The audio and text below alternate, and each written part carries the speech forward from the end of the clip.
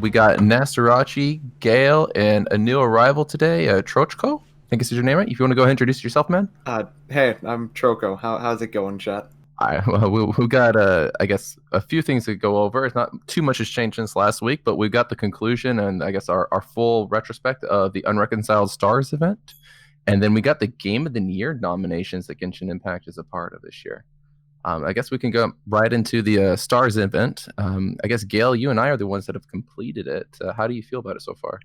I mean, it's a lot better than the Crucible event. I'll say you that much. This has probably been the best dump of resin I've ever had in this game. To be honest, it really is like it's so much better. I think especially the event shop is what makes it so much better. Like like we've had two things to complain about in these podcasts so far. In these 8 episodes we've done. One is resin, and the other is Mora. Resin is still obviously still to be worked on. I think they'll work on it as time goes on. And as we mentioned last week, condensed resin and the uncapping of resin kind of helped it a lot. Well, not maybe a lot, but it helped it quite a decent chunk, in my personal opinion, at least. But the second problem was Mora. And this week, having done the unreconciled event, especially the first part of the shop, not necessarily the second part. The second part is more talent orientated and stuff like that.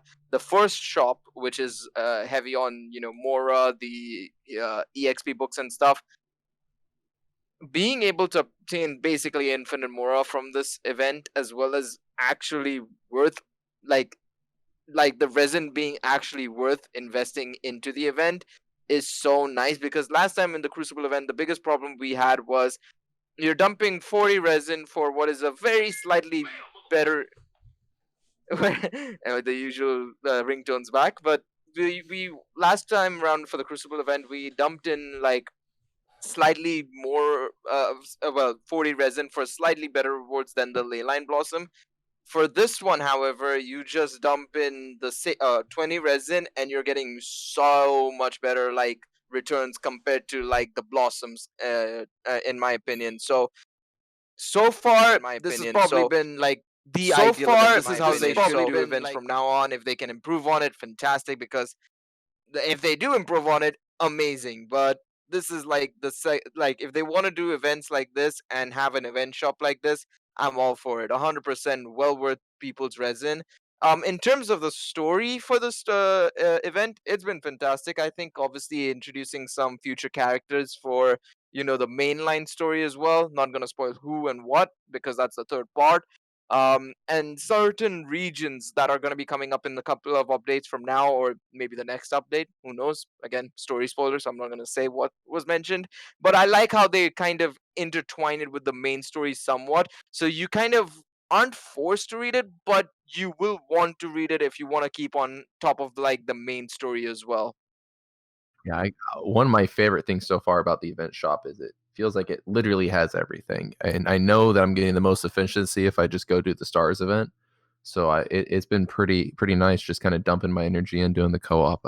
I really like this exchange shop at least. It really does feel like whatever I need, I can finally get resource for my upgrades. Yeah, no, 100%. I think the biggest thing, like as I mentioned, we've been complaining about it taking like 80 books to get from 70 to 80, or like 150 from like 1 to 80. It basically, like, this whole event kind of gives you enough to max out like a whole character of your own, which is kind of good, especially as we progress deeper into the game, especially for free to play players who necessarily aren't going to be summoning on everything and going for all the new characters. They might get like one new character per update, basically. And for them who basically want to just, work on that one character in the future, say maybe 2 updates or 3 updates from now, I personally don't. I only have one character to work on, and I need upgrade mats urgently, and I haven't done the new event. I can literally just clear out the shop, invest back into the main character, and I should be nearly maxed out for my new character. I should have easily gone from like 1 to at least 70 minimum with the upgrade mats we got. So again, very very good like returns, and in the long term, it's a very good sign of like, oh, they're basically allowing you to easily upgrade your character for for what is good value basically. So 100% back it. Something I thought about with the event though is this is very lore heavy. If you pay attention, there's stuff happening in the world. This isn't just kind of random passerby, talking. There's stuff that's impactful to the story and the characters around it. And so, how are players going to experience this after the event is over? That I'm not sure about. I think the thing I don't know if they will rerun events. I think that's something that we still aren't certain about. Obviously, in the future, that's something. I mean, it's something that we brought up multiple times. Are they going to rerun 5-star characters, especially limited ones? Are they going to rerun events and so on and so forth? That is something that is going to be very interesting if they do or don't rerun. I hope they do rerun it in the future, maybe as a bit of a like simultaneous event. Maybe like if there's a new event that they can do or have an old event running, or maybe they can easily do it like we have 6 weeks between big updates. They could do 3 weeks of the old event, 3 weeks new event, or 3 weeks new event, 3 weeks rerun, sort of thing. Easily something along those lines, I think. Yeah, I like obviously the fights and everything aren't unique, if you would. I haven't at least experienced any unique monsters for this event, but I kind of hope after we spend a year in this game, there's like a historian or something we can go to and see these cutscenes and actually really go and dissect the dialogue. Because I'd hate to be scrounging up YouTube videos to try to see who recorded the whole thing, just to try to see if there's a little nugget of information trying to predict the future. You know what I mean? So I Yeah, no, I do agree. I think that's something that that's something that I think a lot of people will do. I know FCO players do that, where they basically record the whole story, or record the whole story, sorry, and literally just post it on YouTube, and it's like 20 hours of content. I mean, that's something they'll probably do, but I definitely do think that down the line that is an option for them to do. And I think as I said, if people do put it in the feedbacks in terms of like if having a how they've just added the archives and character archives, they could have a story archive section as well down the line where they can just throw in the cutscenes and stuff as well there.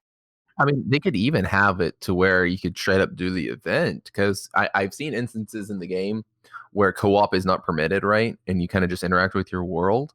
They could have it to where when you enable an event, you can't interact with, typical co-op features, or maybe that is a temporary thing it turns on in your world. I mean, I just would feel kind of, disheartened, if you would, that right now we're kind of in between 1.2 and 1.3, and this is kind of the teaser story, but I feel like it's still relevant, and I feel like it should at least be maybe parted up and put in those books that we use the purple keys for, or something.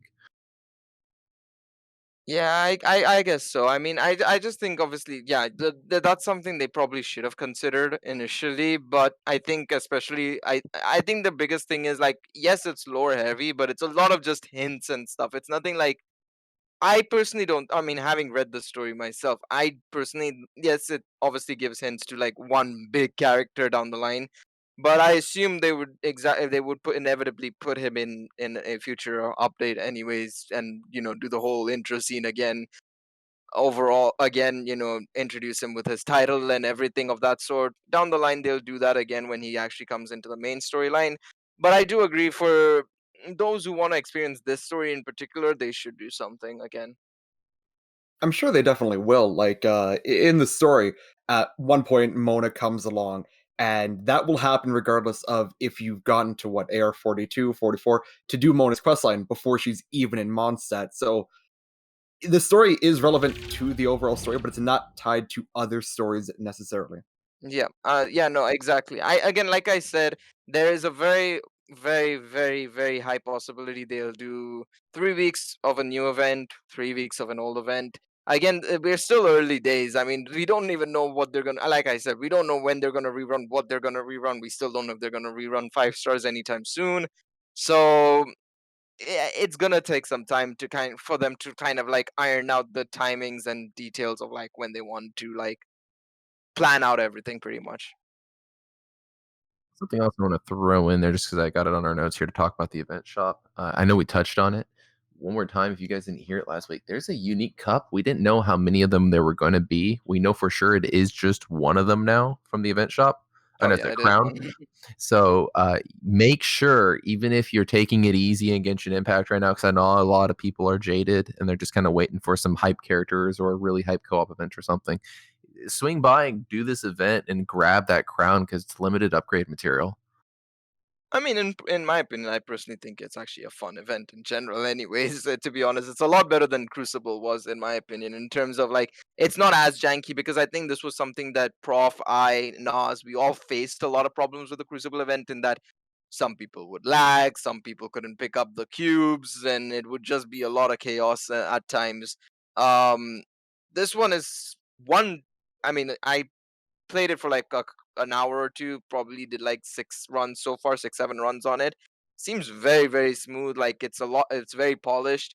And there's no like issues with the connectivity or anything of that sort. So in that sense, they've done a good job in like making it a clean event. But on top of that, as we mentioned, the shop itself is still very solid. Even though, yeah, the crown thing, they maybe should make it 3 an event. I think that would probably be better so that you can completely do one character rather than you have to wait until 3 events to be done to get one character done.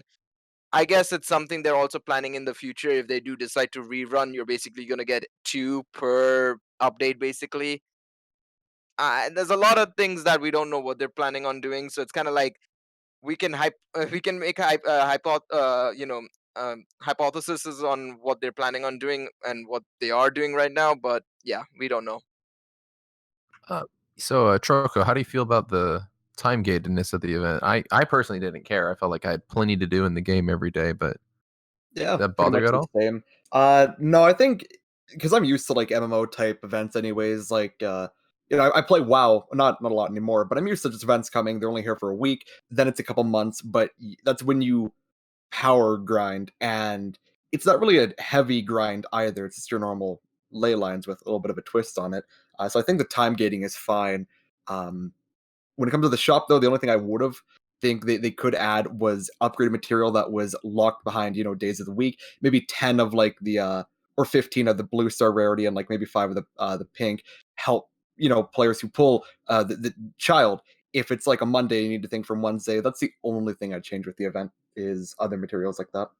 Yeah, I think the one thing they could do, yeah, like you said, I think we obviously have the talent material as the upgrade mats in the second shop, but I think they could also have added like equipment mats or something or weapon upgrade mats. That would be nice as well. I agree with you on that one, 100%.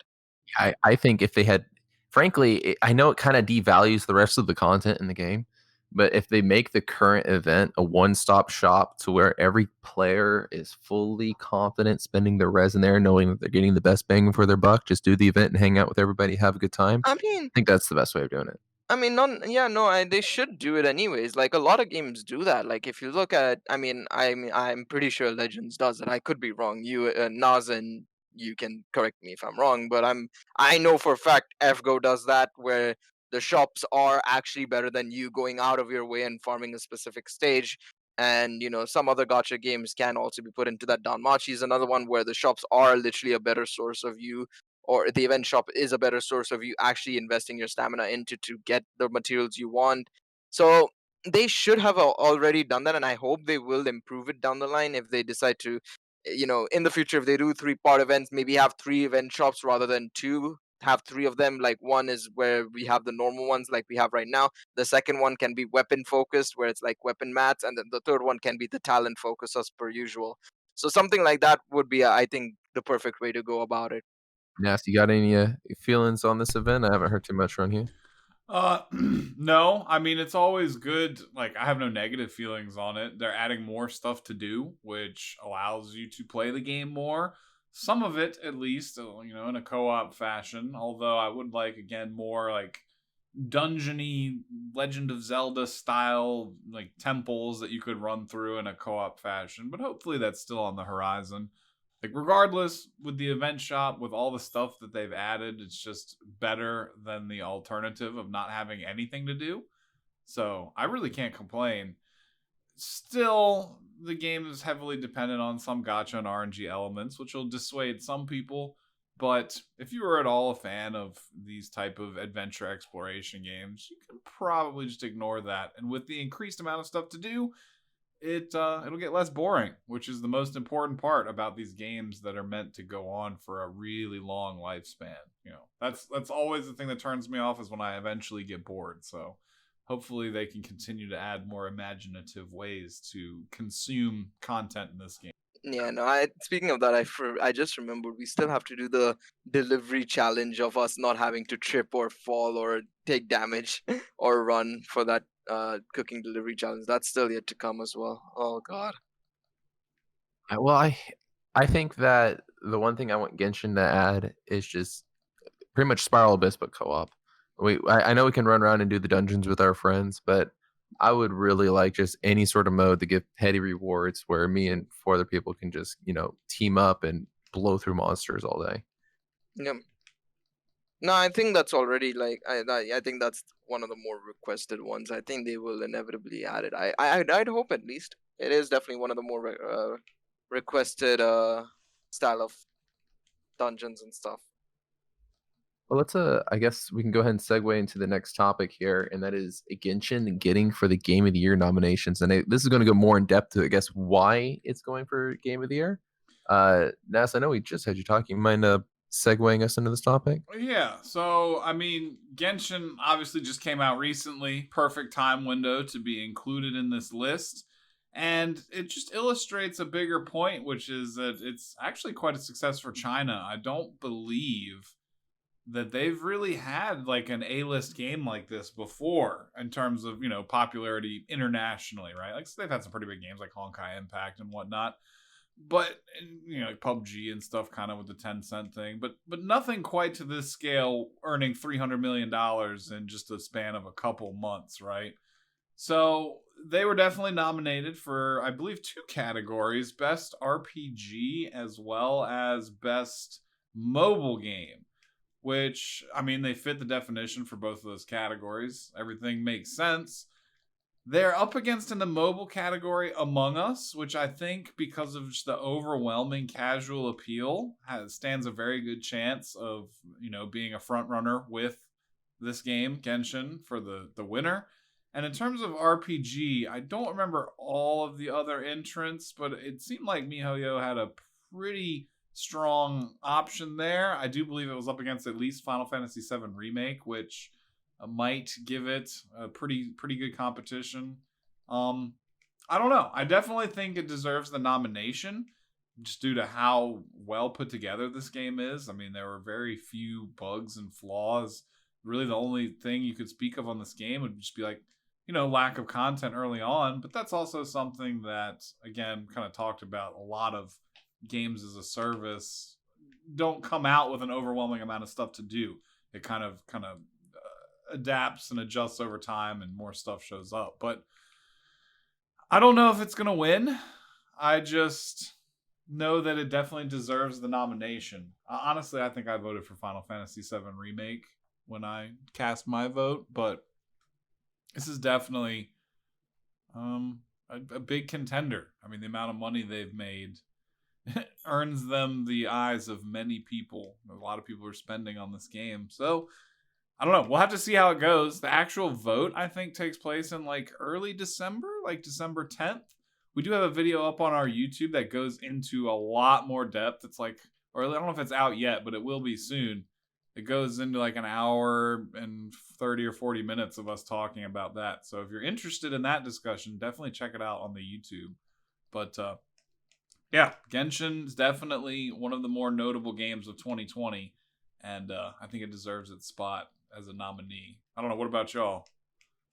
Yeah, I completely agree. I mean, like Nas mentioned, I mean, this is, well, to my knowledge, and I'm pretty sure, I'm confident on this.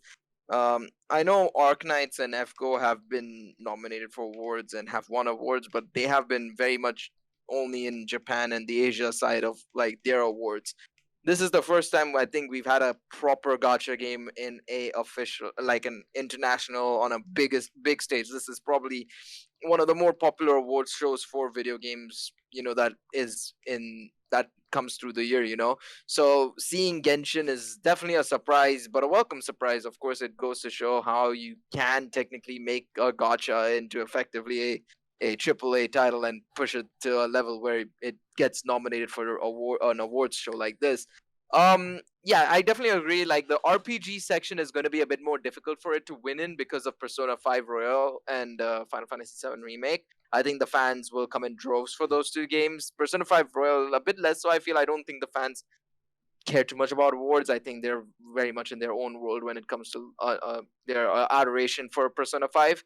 Um, but mobile game, of course, they have a very good chance of winning there. I feel. I mean, I think Among Us is probably its only competition in that category.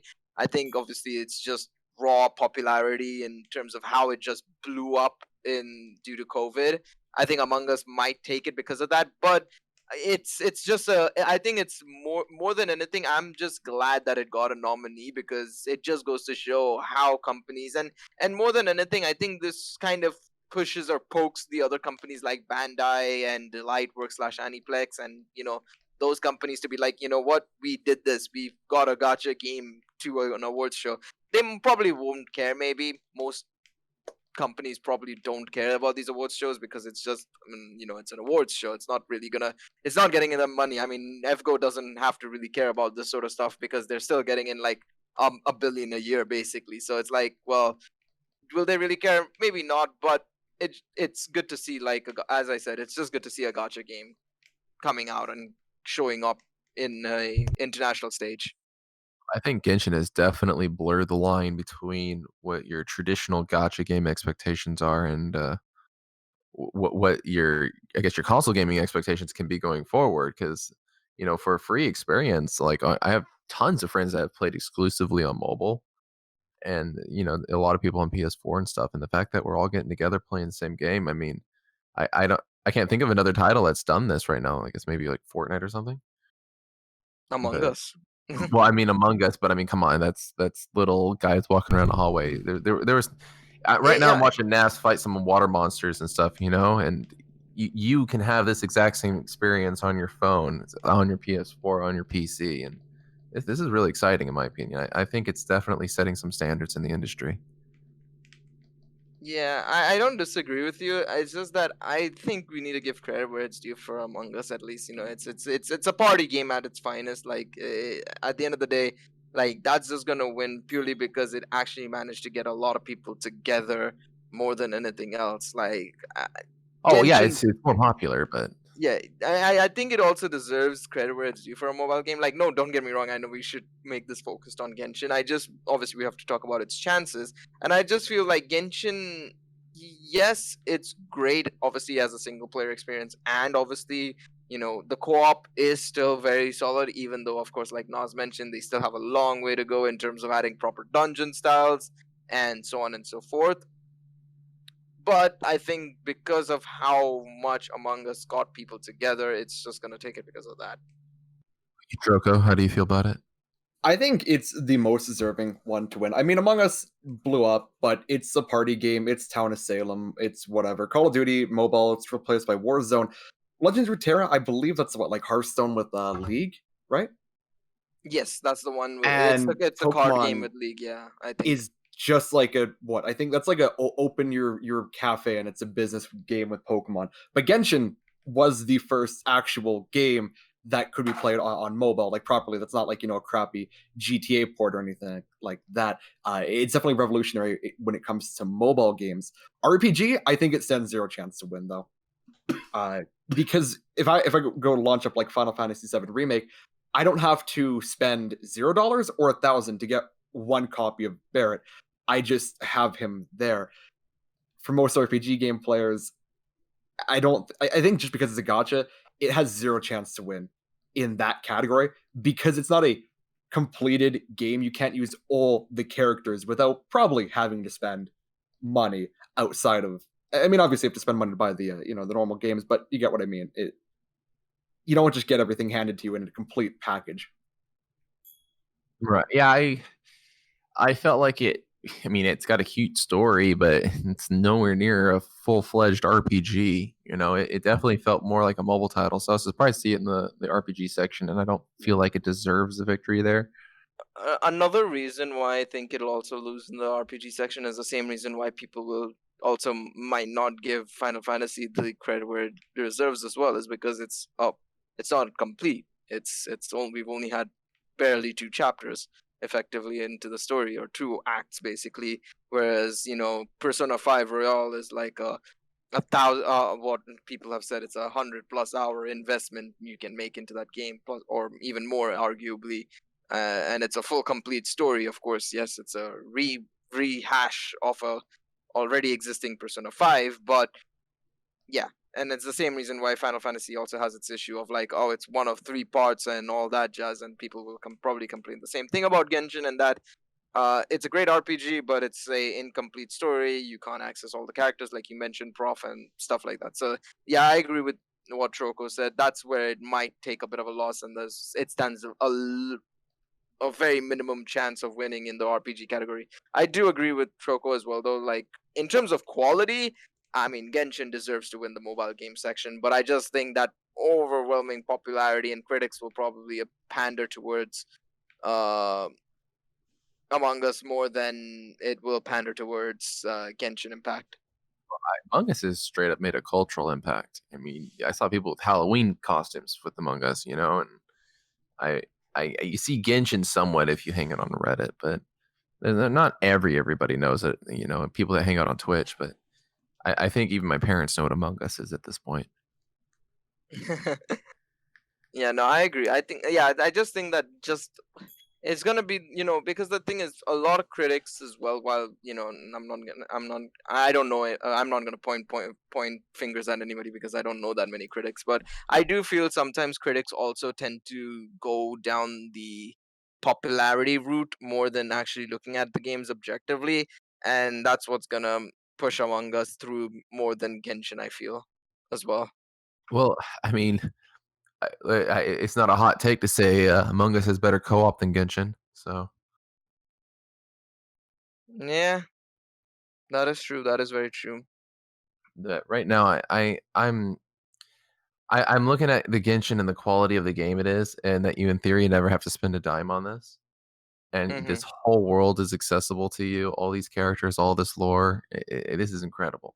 And Yeah, but again, well, and that comes to the problem of the same thing that I said was in the role playing category. It's that it's an incomplete experience still, unfortunately, which is, I think, what's going to harm it a bit. speaking of complete experience, so recently, thanks to Troco mostly, but we've been pushing the 5.9 account a bunch. And our child has been our child, our Tartaglia. Yes, our child. Yes, he is our baby. We have created him. Well, this account, I've been playing obviously on my main account, and this one is at level 70, I think, right now. But the C6 child at level 60 was out DPSing several of my characters, and this character is an absolute monster. If you guys are still on edge, sorry, not on edge, on the fence of summoning him, he is just. I guess my opinions had to have completely changed after experiencing it, but he is just cheese mode. You just press E and win with this character.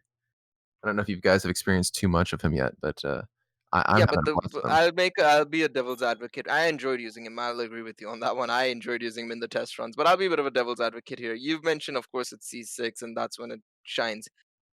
What C1 is going to be where it's going to be a bit problematic, of course. You say with C6 he's going to be spamming that E, but C1, which is what most people will have him at, that's where problem's going to lie. I dream big, and in Genshin, since you can plan out the pities, in theory, you could sit on enough resource to finish a character. True. And If they do rerun it, yeah, that's true. so I think you guys, it is not unreasonable for you to wait a little bit, see a few characters come out. Understanding where the road ends is going to be important, and Hmm. I think Child is his C6 ability is just off the hook, guys. It basically, his whole thing is that he goes to his dagger form, you do his daggers, and the penalty is the longer you stay in his dagger form, the longer its cooldown is. But if you use his ultimate at the C6 proc, he has no cooldown. You just keep using it indefinitely. There is never really any point for you to aim. Yeah, I agree. I think well, as I said, I was being devil's advocate. I do think, like as I said, I mean, we when we did the thoughts and the builds and thoughts video earlier on. Prof and I, of course, we did that. If you guys want to go check it out, you can go check it out. We gave our thoughts on how we should build them and stuff like that. Um, we even said that the demo doesn't necessarily give a good idea for any unit. The sets they give are very poor, I feel. I think they give you like a 4-star Favonius Warbow for him, which is not even his best 4-star bow. It's Rust. Um, and they don't even give you a good artifact set. They give you like Braveheart, which is, well, a 2-set Braveheart is solid because it's 18% attack, kind of like the Gladiator set, but it's nothing like what it could be with, a Noblesse Oblige or something along those lines. But I do agree, like as you said, I think he's still good. Obviously, I was just being a bit of devil's advocate and just trying to see what you felt about him in general. But yeah, I think even at C0, he should be still very, very solid, especially if you build him correctly. I think that's the whole point, especially if you have them at very low constellations. The biggest thing for you in terms of any unit, be it a 4-star or 5-star, is you just need to build them correctly to kind of cover up the inability to see constellate somebody, if that's even a word. But yeah, no, I feel that. What about you, Troko? You've been using him, of course, on the account. How do you feel about him so far? I mean, at C6, he's a monster, but when it comes to Genshin, on my account, all I use is the main character in Amber, and my Amber has one dupe, and I do use 2 5-star weapons. I got incredibly lucky that I got a sword and a bow that matched them perfectly. But C0 to C6, it's really not gonna matter because it is a mainly single player game. Aside from when you do co-op, but even then, using main character in Amber, and there's still nothing that's really challenging. I think obviously, I don't think you should spend in gotchas first of all, but the difference from C0 to C6, it's only going to affect you on a personal enjoyment level if that's all you care about. As an actual unit, sure they're better. Does it really matter? No, you might take an extra maybe minute on a boss fight, but I mean that's about it for Yeah, it's something I had to piggy tail off what he's saying. The C6 ability, I mean, obviously his damage goes up for going all the way to C6, but it's really just letting you mindlessly spam his E ability endlessly. If you properly manage your cooldown, and you're most likely going to be swapping through between your other 3 units, especially for single player, then yeah, I gotta agree with him 100%. You will have no problem just going through and playing with a C0 child. I pulled one copy of him, and I'm having a blast. It's frankly, I like his charge shot just because it does that, like, it's AoE agua damage or Mm-hmm. hydro, and Yeah. it's been pretty funny just to kind of snipe hilly trolls in the face a couple times and just see them start imploding. So Yeah, that's I'm fair. loving him. So yeah, I agree with Troko. We're talking about how glorified the C6 is, and that's just because for me, like, I'm currently imagining myself having a C6 Clio or a Venti someday down the road, and so I'm going to Mhm. stop summoning here soon. And that's when I think it's important to kind of get in your head where you want to summon.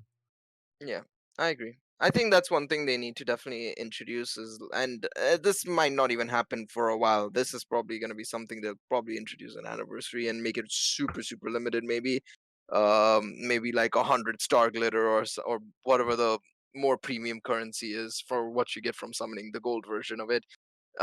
They might put something where you can get a free constellation at 100 star glitter or something for any 5-star you want, pretty much, which would be dope. I think that'll be a very, very cool addition down the line. But yeah, you guys pretty much covered it. I think primarily though, I will still maintain, like, summon for what you like more than anything else. Test them out.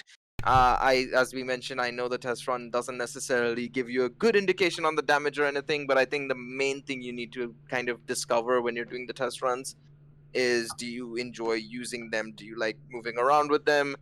Because a lot of characters do have a different sort of style in terms of, like, I mean, Mona is a perfect example of having a very slightly different like animation in terms of her movement. So she might suit some people, maybe not some people. Maybe people will find it too clunky. So yeah, definitely I would recommend just testing units out before you actually use them. Actually, um, but yeah, no, There's one thing that I kind of wanted to bring up. Now, I'm not going to go into any specifics because it's involving future stuff that I saw, but this game does seem to have a future design pattern to reflect somewhat of a a benefit to continue to summon. Like you mentioned, Professor, you're like, once I have my certain team, I'm done, right? You know, I got what I need. But I saw some material that's like, you know, X and such upcoming character is going to have an equip that he wears. And while he wears it, specifically, the entire team is going to get a buff that allows you to hang out in this dragon spine, the freezing region, colder, and do more damage, right? So there's definitely going to be incentives that the game throws at you, potentially very strong ones, to encourage you to be like, hey, you need this new character to do X and such Y event in this new area or whatever, right? I almost kind of viewed it as like what Dragon Ball Legends does when they'll have like a Legends Limited character come out, like Legends Limited Namagoku, for example, and then there's a full power Frieza event, and it's like, oh, by the way, this brand new character is like the primary boost unit on this event. If you summon them, your day is going to be a lot more fun and easy. If you don't, then you're going to be having some struggles that you're going to have to deal with. And I would assume that just based off what I saw in relation to that this game is going to kind of be that way, to kind of continue to incentivize people to keep spending money and stuff, right? Well, we already have that currently with the new event. It applies to a lot of characters, not just Child, but he gets 60% damage bonus along with one of the characters. So they kind of have that system in place, but even without that, I think it's just not going to matter as long as they don't ever make content impossible, like I guess Legends did for a long time. If you didn't have the new unit, you were just not beating Stage 50, let alone even Stage 51 or anything like that.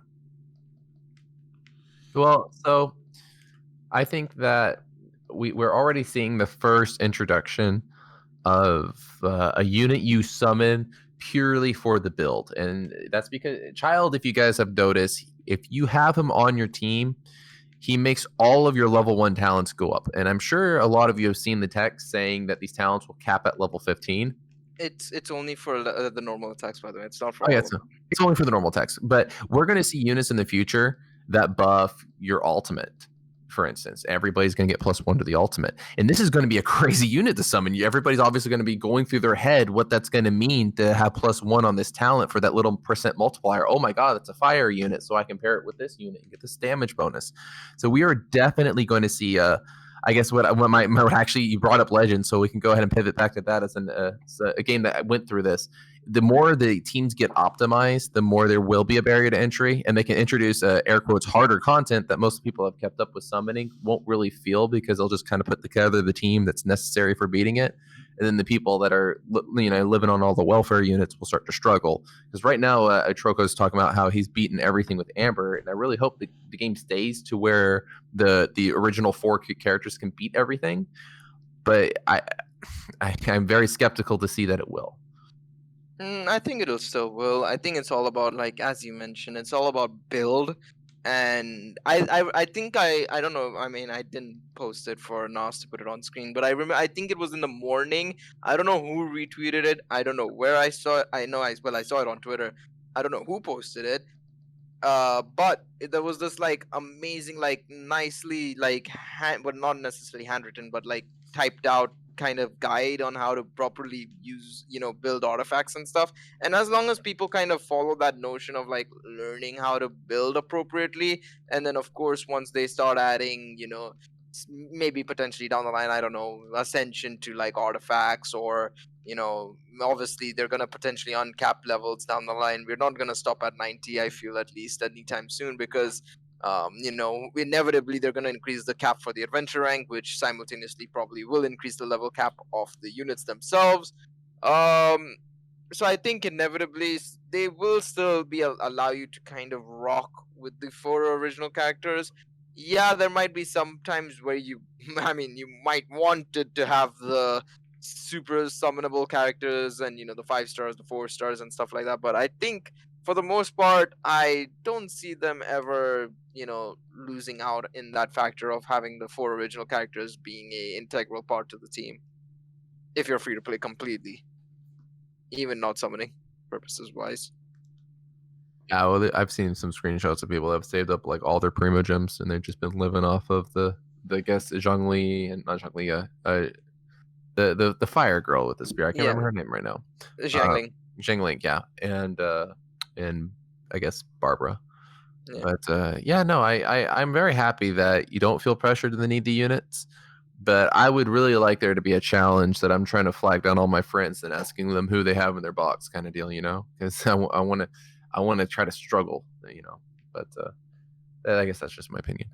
The four original characters are Lisa, Amber, Kaya, and well, yourself, the main character. Yeah, you get those And three. well, we also we should say also the main character we still have like seven of well, that's a lie, not seven, five more elements to go through. So he has or they have, I should say, quite literally unlimited potential. Like Nas mentioned, I think last week, he is effective. They are well, I keep saying they are effectively Shallot V2 basically. If you want to compare it to Legends, they have like this untapped potential of having potentially crazy builds for potentially Pyro, Cryo, Dendro, even who knows? Dendro might he might be a sleeper for Dendro. You never know. So yeah, I mean, there's so much untapped potential for MC, and then obviously, let alone the other three characters going to be solid in terms of just being great elemental reactors. Cryo, Pyro, and Electro are primarily your three elements who use four elemental reactions anyway. So yeah. I mean, and it's been a bit, so it's not too much of a spoiler to say at this point. You don't get to do it in the game, but it is alluded to that the MC is capable of wielding two elements. So we might get to see the make it to where we have a child build or something where we can swap on the fly between builds, and that would Yeah. definitely make MC really fun. Yeah, I highly doubt they'll let you rock both elements at this like literally at the same time, but they might allow you to quickly like swap between two elements on the fly without having to literally go to a statue of the seven, wait for a while, let him resonate, and then go on your merry way kind of thing. So I think they might do something like, oh, Traveler can do it on the fly. I mean, I'm not trying to be contentious, but like in the reference where you see this happen, it's in the middle of a fight. Both elements come out, and it's referenced that I didn't know you were capable of that, right? So Yeah. I feel like we might even get a patch to where maybe there's a build where you do resonate with both, and then that is just what you go into battle with is a cross version of the elements, if you would. Maybe who knows. That's something that will be very interesting. I just don't think they'll do it purely because they'll just be a bit like crazy, That would especially be something because look, I've heard that historically, MiHoYo does not release duplicate versions of characters. Like unlike Legends, right? How there's a purple Goku Black, a yellow Goku Black, the transforming Goku Black. MiHoYo doesn't do that so much as they revisit their older characters, awaken them, bring them back up to standard. So if there was ever to be like character awakenings, something like that, I could potentially see that being maybe something that certain characters can do. Like Child or Tartaglia specifically, like say he gets an awakening one day, it allows him to transform into, that transformed state for like 20 seconds. yeah. Gets the second element or something. That just a potential option for in the future. But like Gail said, I don't think that they're going to worry about that anytime soon. They're just going to build up the roster and build up content for a while first, I think.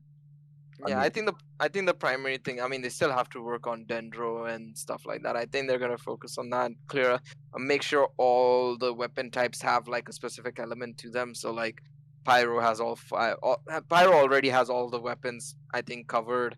Cryo still has a pole arm to go through, as well as a sword user to go through, and so on and so forth. So I think they'll go through that and then find. Oh no, well no, not sword user. They have GG for that. Sorry. Pull arm for cryo and so on and so forth. So I think they'll go through that and then inevitably come through with a double element. I mean, going back to main character, I think they will implement it probably after the third or fourth element. It's super easy. Just have the main character have a separate menu, and you can just choose a different E and a different ultimate. Because Yeah. so far, neither of the ultimates or E's are tied to each other. Like they're similar, sure, but you don't need to activate one to activate the other. I'm thinking, Dendro could be a heal, so you could have like a healing ultimate, and then you could have the ice power, which is like an ice field that damages enemies constantly when they're in there, or anything like that. Like Electro, you could just summon a lightning bolt. Why not? Strike them down, and then your E could be a cryo one that would freeze them. It's a super easy with main character. Give them a different menu. I think it's going to happen. And I think that's the easiest way to do it, is just let us swap out our ultimate and our E whenever we feel like it.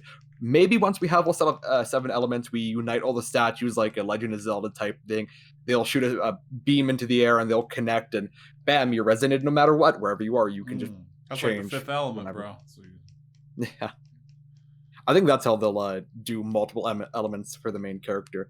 And that would give him a lot of viability as well, because maybe he could activate both. Like, he would have Electro and Cryo element, or you could give him the Pyro, so you could have him and Diluc can activate the fire damage buff, as well as you could have a Venti on the team with, his ultimate is a Pyro, his E is the Anemo, and then you would have the double fire buff and the double Anemo buff with only 3 characters. I think that's because I like that feature. They have the team resonance, but it's very limited right now. So I think having main character be able to have 2 elements would help a ton with team building as well. Yeah, no, I agree. I think they definitely should improve on that team resonance thing. I mean, there's still, I think, a lot more to do. Like, for example, the 6 artifact, the 5 artifact build, the 3 artifact build, and of course the team resonance being a bit more expanded. But yeah, no, I agree. Like, I think they still, like Nas said, I think primarily they'll focus on other stuff first. But like you said, there's a lot of ways they could go about it, and I mean, the way you mentioned would make it super, super cool. I'm not gonna lie. Well, I mean, something I want them to revisit, if they make it to where it's easier to get the resonance, is to have more bonuses for hitting like a 4 out of 4, or maybe even since you get multiple, like a 6 or 8 build. But not that I want there to be a monotone build that's just correct, but I think anything that like makes more level depth between characters is really fun. The only reason I think they don't kind of promote it is because they know that it's better to incentivize people to have multiple elements on the team because of the whole elemental reaction thing, and that's obviously something they love promoting in the game, is the whole reaction thing. You see it in like the artifact sets as well. If you look at the Pyro set and the Electro set, when you get a 4-piece set for both, they incentivize you by saying, oh, you get 40% more damage on Overload, or 40% more damage on Melt, or something like that. So I think that's also partially why they kind of have a minimum, or only a 2 resonance rather than a 3 or 4 resonance. So yeah, make it more interesting though. It's just like resistance at the moment. Yeah, no, I agree. I do think they'll inevitably add that in. It's obviously gonna happen, but I think the only reason why they did it initially and they didn't introduce it originally is because of the whole thing of, oh, we want to push elemental reactions initially, teach people how to use them and show them the benefits of it, and then inevitably they'll try and bring it a bit more variety, which is weird because this is kind of the other way around. Like, you see Legends and Dokkan, they started off with saying, oh, here are mono teams first, and then we can bring in like all these variety teams and stuff like that, whereas Genshin is kind of doing it the other way around, where they're promoting variety teams first, and now inevitably they're gonna add in these mono team like buffs to resonance and stuff like that, where it's a good idea to go full mono instead. So that's very interesting, a very interesting way of going about it, in my opinion, for sure. Well, if you guys don't have more you want to add, I think we can go ahead and move on to the questions, unless you guys need to take a break. I think we're ready to go. No, we can move on to questions. Now, I didn't pull them up on screen, so give me 1 second to do that real quick. I'm not gonna lie, this whole thing is feeling like a bit of deja vu. I feel like I've seen this same chat and the same way of like what we just discussed has exactly happened before. I don't know why. It's weird. It'll happen next week too. I mean, we haven't complained about resin this week. Let's be honest. Hey, that's a good sign. That's a very good sign. Well, I think now that we're playing the game more, and we're not, because at first we were thirsty. The whole community was thirsty to keep playing, but now we're kind of going back into our daily routines, and it's like you guys were happy to spend the condensed resin. I'm thinking here, I'm running extra dungeons just to scratch that itch right now to see my characters in action. Like, I think a lot of people are getting a little bit more accustomed to the game, if you would, and now that they're used to it, they don't need that much resin. They just kind of want to play the game, stay up to date. Oh, the star event's cool. Okay, run around, do the star event. Like, one of the things that we touched on is the time gated star event, but I I felt like I had enough going on in my life that I wasn't concerned. I was kind of, relieved that I caught up to the event. I have a couple more days until they release another bit of it. I can go ahead and think about these things over here. Yeah, And I agree. I think the only thing that I think was like a bit of a concern for me in these last 2 weeks, even with the condensed resin, was probably just when the event dropped. I was like, I would have liked a bit more resin right now, but it's like I'm okay. It's not like too stressful for me right now, and that's also kind of a reason why people should kind of save up fragile resin primarily for like this for events when they come out, because that gives you an option to, oh, you want to do the event, here's the event, you can go and can farm artifacts after that if you have the fragile resin for it, pretty much. But yeah, no, I agreed. Like that's the only thing I was like, yeah, I don't really have complaints about resins that much anymore. I mean, yeah, still they have a long way to go. I still think they should improve it. Like I still believe the timer should be less than 8 freaking minutes. It should be like 5 or 4, in my opinion. 8 is a bit too much, but I mean, apart from that, there's no real reason to complain, in my opinion, to be honest. all right, Nas got it up on the screen now. So let's go ahead and go into Divine Lotus's question here at 59 Gaming. Do you ever think the summon cost will drop like how Dragalia Lost eventually did? Also, do you think daily summons could ever be a thing? And I actually played Dragalia, and at the very beginning of the game, the summoning system was a dumpster fire. It was not rewarding. It was similar to, I guess, Genshin in the sense that you got like Worm Prince, but you don't get a pity break in Genshin. Well, yes and no. I think 5-star weapons are hype in Genshin. Maybe that's a hot take, but you don't in Dragalia. You were pity broken by weapons, and not weapons, the Worm Prince, and that was just it was crushing. But in Genshin, you're almost hunting for the weapons, especially after you've been playing for a couple weeks. I don't see them, especially since the pity rate carries over as well. Like Dragalia just introduced their pity system where you could guarantee the units, and that goes away. It just turns into an excess currency that you can spend to get other resource in the game. Yeah. So I actually prefer Genshin summoning mechanics. It might be a little bit more down the road, but I've pulled every featured unit with it so far, and if I didn't, I would have pulled the ones I'm looking for just because I can guarantee the summon. I mean, that's how I got Venti. I pulled Diluc on the first round of the banner, and then the game guaranteed that I ran into Venti the second time through. And so, in the fact that if I had not had enough crystals to pick up that Venti, I would have immediately guaranteed Klee on the next banner. I can't see it changing. What do you think, Gale? You play a ton of Gachas. Yeah, no, I mean, Dragalia was one of those cases where it was like there needed to be change, like you mentioned. Having dragons, adventurers, and worm prints on the same banner, it was a recipe for disaster. The cost will not decrease. I don't think the cost will decrease. They might adjust how the banner performs, maybe. That's potentially possible. Who knows? For example, it could be kind of like how Masters does it now, where effectively everything's the same, but instead of getting 10 units per multi, you're getting 11 units per multi, which is something they can do. I don't think that's out of the realm of possibilities, in my opinion. That is something that Genshin can do. I don't think in terms of the cost or like the pity system or anything of that sort will change. I think if they change, it'll be in terms of how many units you get per multi. A lot of gachas have been tending towards bonusing you now in terms of how many units you get per multi or how many things you get per multi. EVGO switched to 11 units per multi since last year now. On the JP side, at least Global will be getting it next year. Masters just did it for their anniversary this year. So you tend to see that happen in gachas nowadays. So yes, that's something that can happen. In terms of daily summons, if they decide to do daily summons, I can see it not being like how Legends is, where it's just a daily discount and you're good to go.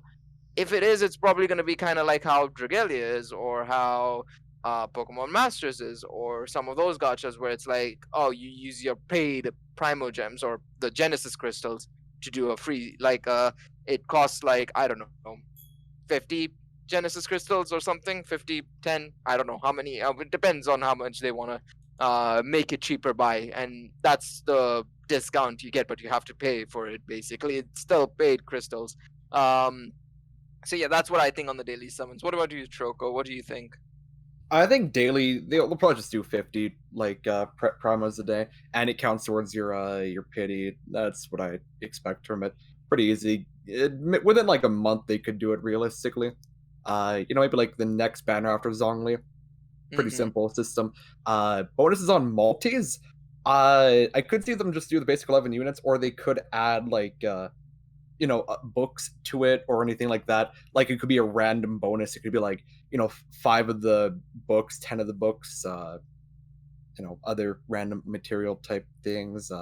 Weapon upgrade materials like the leveling up materials. I could just see basic stuff like that if you want to do a multi instead of a single, because right now there really is zero difference between the two. I like that. I maybe I'm a party pooper, but I really like the idea that if I've got 160 primo gems on me, I'm feeling lucky. I know I'm not, air quotes, wasting my resource. If I just want to pull the crank and go, I can. And I feel like when it requires the multi, you might have a couple and you never really get to scratch that itch if you're feeling one. You know what I mean? Oh, same. I have a horrible problem with doing single summons as soon as I can, pretty much. So I like that it doesn't really make a difference, but I could see why if you want to save it for a multi. It doesn't have to be anything major like an extra character, but 5 books, 3 subgrid material, or whatever. Yeah, if it was 11 characters for doing a multi, I would never do singles, and I would cry about all the singles I ever did up until that point. Yeah, no, that was the whole point. Like that was the reason why, like in Masters, that was the whole point of like, oh, why do multis when you could just single? But then it came out like, oh, there's 11 units per multi, and it's like, now that makes much more kind of like, okay, now you do have to do multis. There's no two ways about it. Yeah, so same thing here. The only time I think I would potentially avoid doing a multi is probably on after the 8th multi, where I'm on like the 88th character, and it's only 2 more characters to pity, and it's like, at that point you'd probably just do 2 singles. But does it even matter, because it keeps counting after that summon? I checked my logs. It matched up perfectly. Well, technically, yes, that is true. It would count after that, but again, it depends on if you're. I think, no, you're not wrong. I mean, because your pity carries over, you're getting air quotes shafted in that moment means that you just pull 2 5-star units. Like, GG, man. yeah, pretty much. I don't know. Yeah, you're not wrong on that. MiHoYo is, again, to pull out the same quote I used earlier, historically they're known for not really budging or altering anything about their monetization scheme, aren't they? Like, people will complain about the UI or bugs or in-game problems, and they're on that like white lightning, fixing that stuff and rewarding the community and giving compensation and this and that. But whenever I've heard people complain about their pricing, the price model, the lack of sales, the lack of celebrations, they just ignore it and just say, well, forget about that, sweep it under the rug, screw you. Like, we're not even acknowledging that existence of that complaint, right? I felt like their answer to that was, this event is just raining Primo Gems. If you guys are saving right now, this event is like a free multi's worth almost. It's incredible. Right, and I'm not talking about them not, like, that's the type of stuff they'll do. They'll add in-game events and ways to play and stuff like that, but they're not going to offer, like, daily discounts or refresh the sales on the one-time purchases in the shop, or, I mean, outside of maybe, like, a celebratory banner, like Chinese New Year or something. Like, I don't know what they celebrate as their main holiday every year, but outside of something like that or the game's anniversary, I don't see them doing too much to alter their price model or their monetization just because the company's not known for it in the past already. But adding events and stuff to do in game, sure, yes, plenty of that. What about you, Troko? You got a hot take before we move on? No, not really. I think the game is fine. I mean, sure, the prices are, pretty bad and summoning is pretty costly. But at the same time, it's just as long as everything can be beaten with who they give you, I don't really have an issue with it.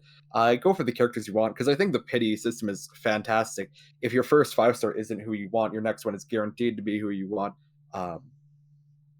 They give a lot of primos anyways for free, so if you only care about like Zhongli, you just save for him, you get a copy of him, maybe go for like C1, C2, that's fine.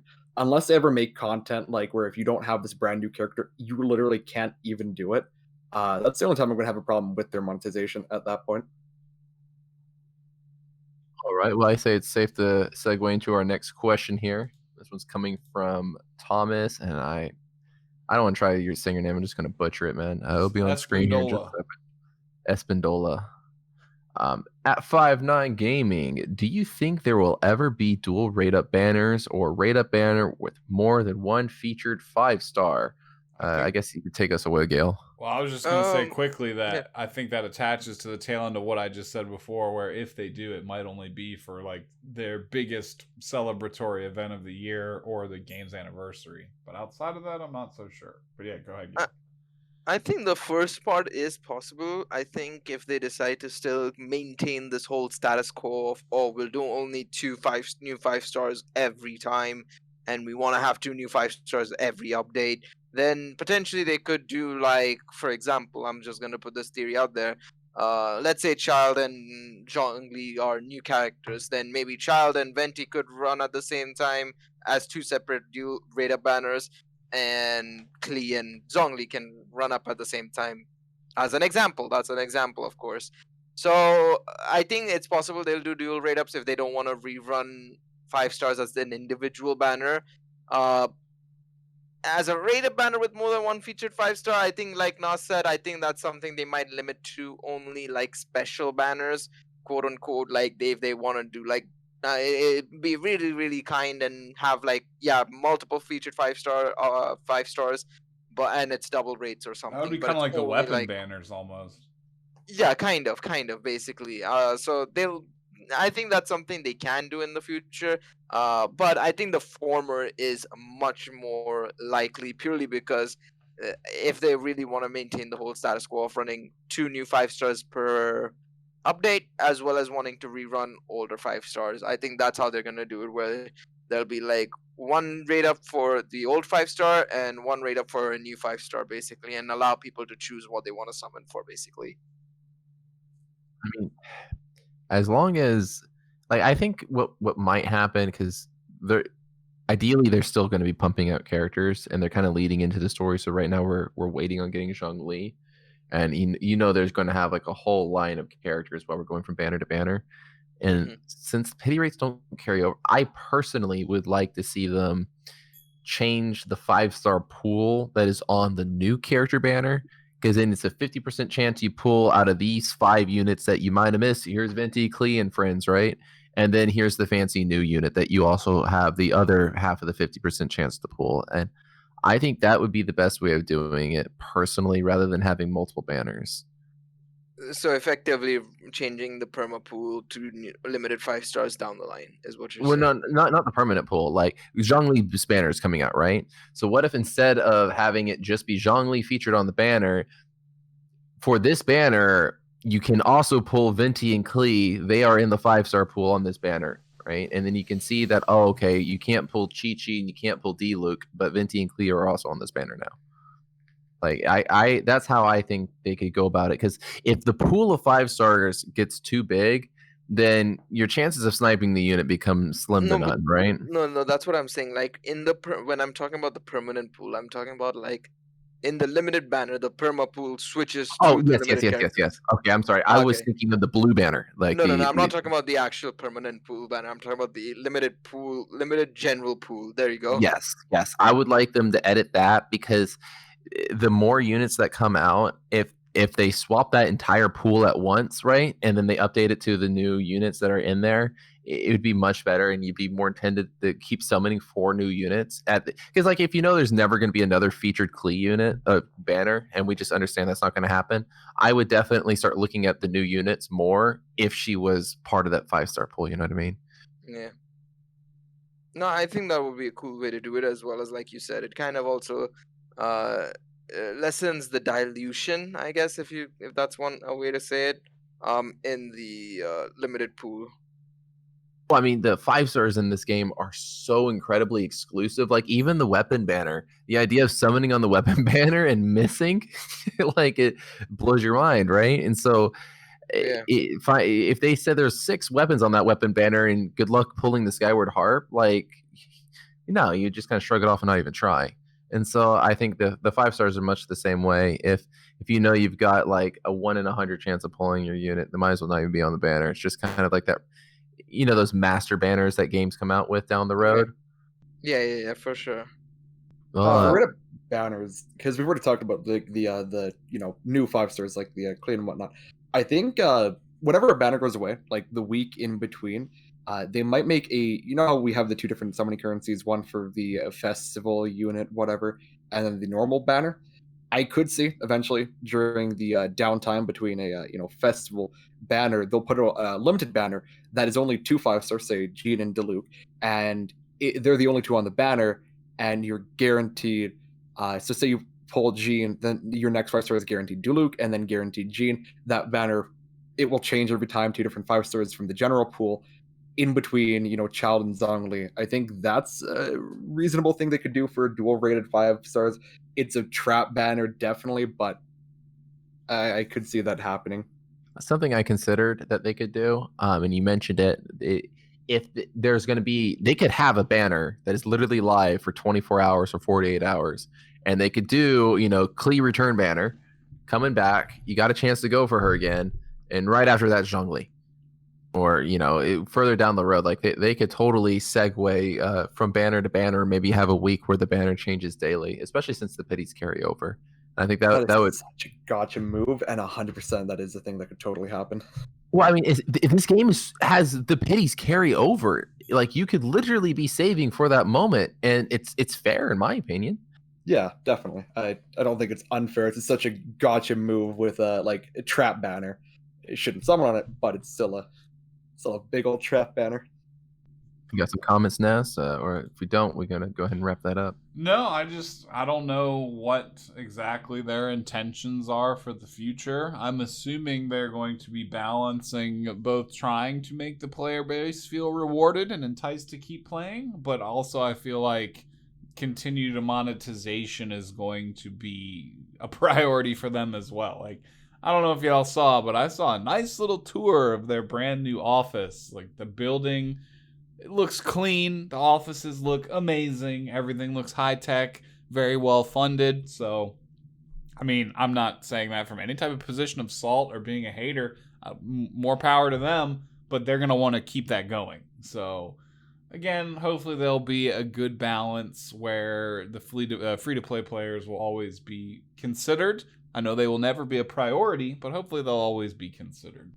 Well, guys, that's going to wrap up episode 8, Star of Destiny, for the 5-9 Gaming Podcast. I guess here in a moment, Nas will plug in our socials, but everybody that came out today, thank you very much for doing so. Yeah, we definitely appreciate everyone who checks us out, not only live on Twitch, but also on the premiere side on YouTube. It will as well be added to Spotify, Google, iTunes, etc. for the audio-only version. So feel free to check out any of those sources or all of them that you are able to. I know myself personally, I don't use Spotify, but everyone else that's out there that likes to work out or has to listen to it at work without being able to check out the video, we definitely want to make it as available as possible. As well, feel free to check out Gale Riot, Professor Sensei, and Troko. I know that we're all establishing a nice little family here on 5-9, and we definitely appreciate everyone that networks out and checks out the individual creators. Other than that, I think that's pretty much it from my end. I mean, I know we'll have more content up and coming, although I can't specifically tell you what. I don't know what's on the dockets, but if anyone else has any closing thoughts, feel free to put them out now. No, I just take it easy, guys. Thanks for coming through. Yeah, have a nice night, chat. Yeah, we appreciate Troko you coming on, give us an extra voice on here. It's always kind of a wild card with this podcast. It's been us 3, and then 4 and 5 spots keep bouncing in and out. So hopefully you can come back and join us again next week as well. Definitely. All right, everyone. Well, we definitely appreciate you in chat. Let me just make sure there were no... we had Dondre, who resubscribed for a second month. So we definitely want to give a shout out to Dondre. Appreciate you, bro. Other than that, we'll be seeing you all again real soon. So peace out. Have a great rest of your evening. And just hit that follow button, because you never know when we might be popping up again live. Someone like Grash might hop on later tonight and want to play Hyrule Warriors. I have no idea. So definitely give a follow, and we'll be seeing you again real soon. Peace out, everybody.